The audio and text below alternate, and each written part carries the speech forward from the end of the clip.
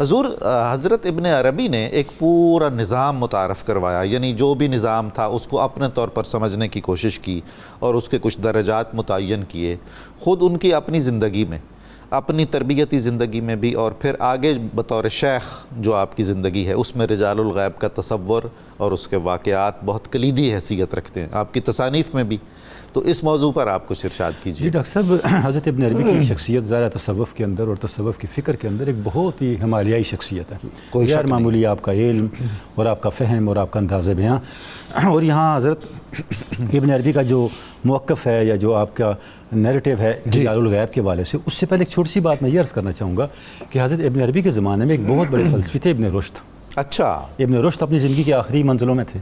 یہ وہ جو اسپین والے ہیں؟ اسپین والے. اچھا. اور تاکہ پتہ چلے گا ابن عربی جو رجال الغیب پہ بات کر رہے ہیں ان کا درجہ کیا علم کیا درجہ ہے. تو ابن عربی نوجوان تھے جب ابن رشد کو پتہ چلا کہ ایک ایسا نوجوان ہے جو وہ باتیں دیکھتا ہے جو ہم کرتے ہیں. اچھا، ابن رشد کہتے ہیں کہ اس وقت حضرت ابن عربی کے دادا کی عمر کا تھا. بالکل، میں نے عرض کیا نا اپنی عمر کے آخری حصے میں، یہ 16 یا 18 سال کے تھے. اور چونکہ حضرت شیخ کے والد گرامی دوست تھے ابن رشد کے، تو انہوں نے کہا مجھے اپنے بیٹے سے تو ملاؤ. تو انہوں نے کہا ٹھیک ہے ملا لیتے ہیں. تو ملاقات کا جب اہتمام کیا گیا تو حضرت شیخ نے اس بات کو فتوحات مکیہ میں بیان کیا ہے. اس پورے واقعے کو فتوحات شریف کے 15ویں باب میں بیان کیا. تو جب ملاقات ہوئی تو انہوں نے کوئی کوسچن کیا تو آپ فرمایا ہاں، پھر کوئی کوسچن فرمایا نہیں. بس یہ دو لفظ کہے تو ابن رشد کے چہرے کا رنگ بدل گیا. اللہ اکبر. اس کے فوراً اگلا جملہ جو حضرت شیخ نے فرماتے ہیں، میں نے کہا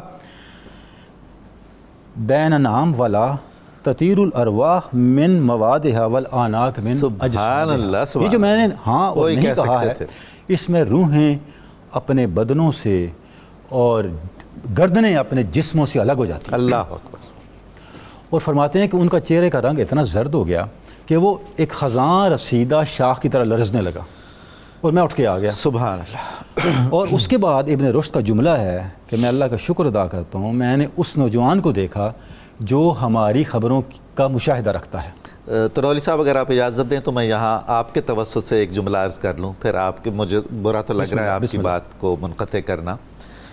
فلسفیوں میں ہمیشہ بہت زیادہ احترام کرتا ہوں ابن رشد کا اور حتیٰ کہ ابو علی سینا کا، کہ انہیں اگرچہ نہیں بھی سمجھ تھی یا یہ علم باطن سے نہیں بھی آگاہ تھے، لیکن یہ طالب تھے، تجسس میں رہتے تھے، خواہش کرتے تھے. بڑی بات ہے. خود ابو علی سینا بھی کیسے شیوخ طریقت سے ملے ہیں. تو ان بڑے عظیم دماغوں کو ہمیں خراج تحسین پیش کرنا ہے کہ انہیں بھی طلب حق تھی.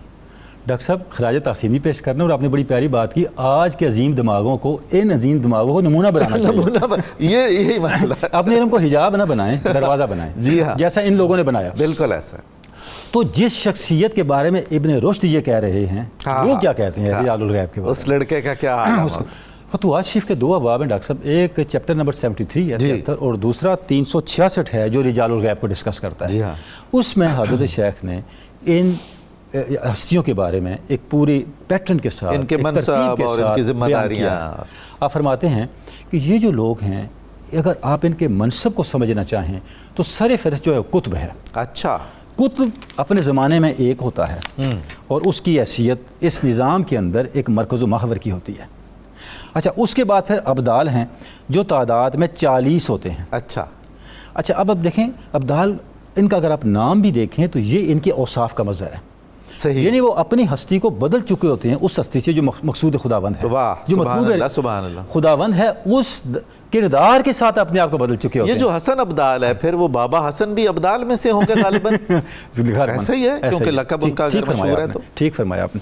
تو اب یہ کہہ رہے ہیں کہ یہ ان کے بعد 40 ابدال ہوتے ہیں، اس کے بعد 12 نقباء ہوتے ہیں. اس کے بعد جو درجہ ان کو نقیب کہتے ہیں. یہ 12 نقباء ہیں. اور آپ ذرا بیعت عقبہ کو بھی ذہن میں رکھیں جہاں آپ سے اس نے 12 نقیب مقرر فرمائے، تو یہاں بھی تعداد 12 ہی ہے. کیا بات. 12 نقباء ہوتے ہیں. اس کے بعد نجباء ہوتے ہیں جو 7 ہوتے ہیں. اچھا. پھر اوتاد ہیں جن کی تعداد 4 ہوتی ہے. اب یہ سارے لوگ جو ہیں یہ اللہ رب العزت کے حکم کے تحت اپنے فرائض انجام دیتے ہیں. ٹھیک ہے. کیونکہ ڈاکٹر صاحب دیکھیں کوئی چیز کائنات میں آپ دیکھیں مس لنکیج کہیں نہیں ہے. درست ہے. ایک ظاہری نظام ہے اور ایک اللہ کی طرف سے جاری ہونے والا امر ہے. اللہ کی طرف سے آنے والے امر اور ظاہری نظام میں کوئی لنکیج تو ہوگی نا. جب بنی اسرائیل کو پانی کی ضرورت پڑی تو اللہ ویسے ہی پانی پیدا فرما سکتا ہے. بالکل. اے درے بے عصا کل حجر.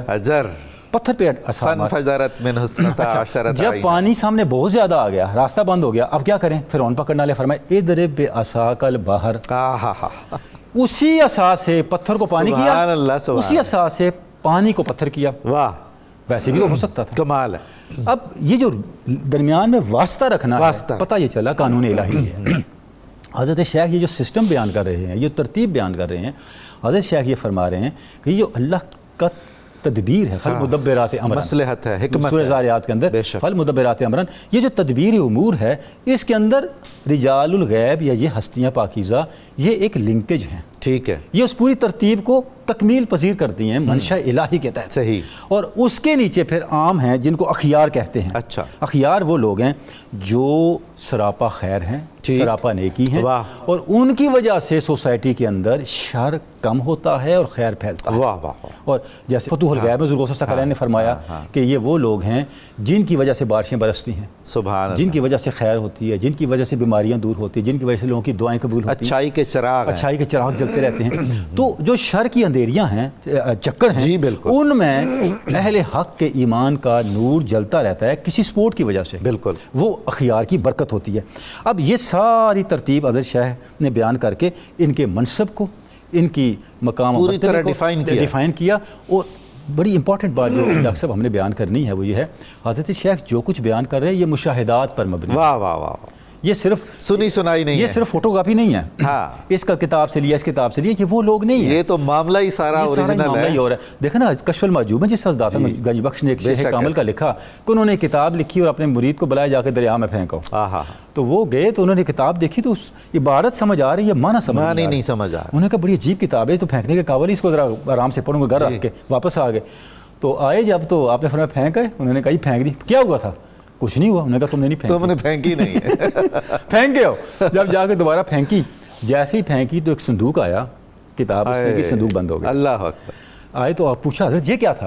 انہوں نے فرمایا حضرت خضر نے مجھ سے یہ کتاب مانگی تھی تو میں نے ان کو بھیجی۔ سبحان اللہ، سبحان۔ تو یہ وہ لوگ ہیں ڈاکٹر صاحب جنہوں نے اپنے مشاہدات کی بنیاد پر، حضرت شیخ نے بھی کتنے ہی رجال الغیب سے ملاقاتیں کی، بے شک، حرم میں کی، سفر میں کی، جہاں جہاں بھی رہے کی، اور اپنے بہت سے علمی معاملات، جی، اپنی علمی الجھنیں رجال الغیب کے ساتھ علمی مباحثوں سے حل کی، جن کی تفصیل ظاہر ان کی کتابوں میں موجود ہے، اور یہاں وقت بہت عنایت آپ کی، بہت خوبصورت بات چیت آپ نے کی۔